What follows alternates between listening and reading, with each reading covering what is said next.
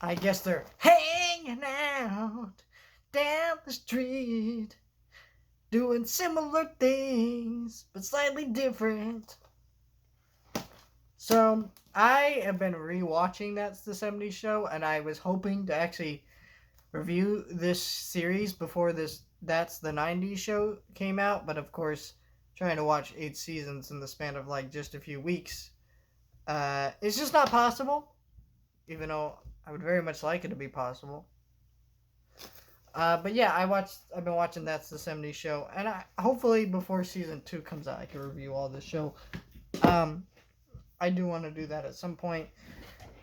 That's the 90s Show is not like the most fresh and original sitcom out there. I think a lot of the characters are fresh and original in their own right. There are certain characters that bug me now. Like, I don't really like Fez that much because I think Fez is considered a little offensive now, but doesn't bother me too much. Also, I never found his stick that funny, but I think the way they go about it is still somewhat funny, so I still enjoy that character.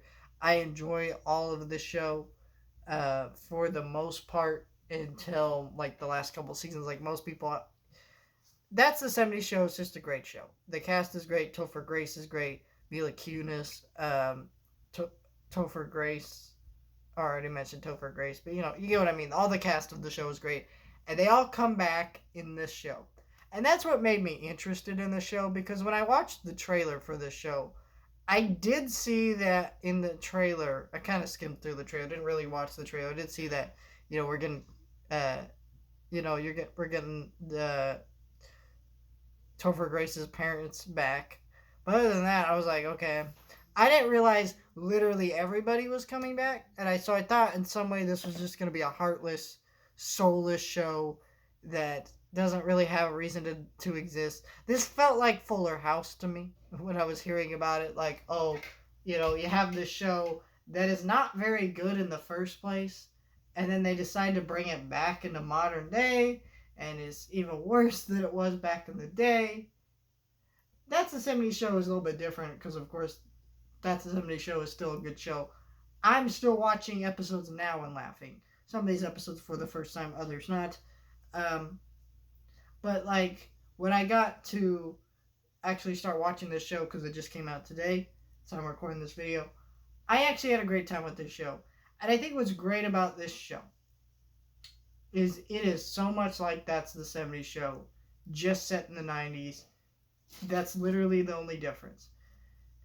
And it's really great at being a really good continuation of That's the 70s Show. The main issue I have with this show is I don't know how much it's going to appeal to non That's the 70s Show fans. But here's the thing.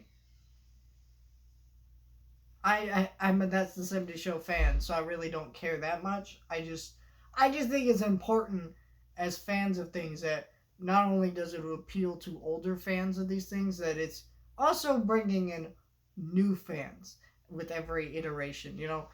I love the new Star Trek stuff, but at the same time, I do agree that there's a huge problem where we're not bringing in the new thing. Now, I think with future seasons of this show, I think this show will definitely be able to do that.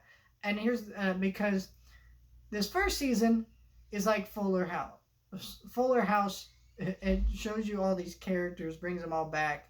It's really just about like, oh my god, it's that person, right? Those are the first few episodes. So this show does it a lot better, and it doesn't feel freaking cringy and bullshit. It feels like this is genuine, and yeah, I mean the way all the characters come back, they have very smart original roles that are different.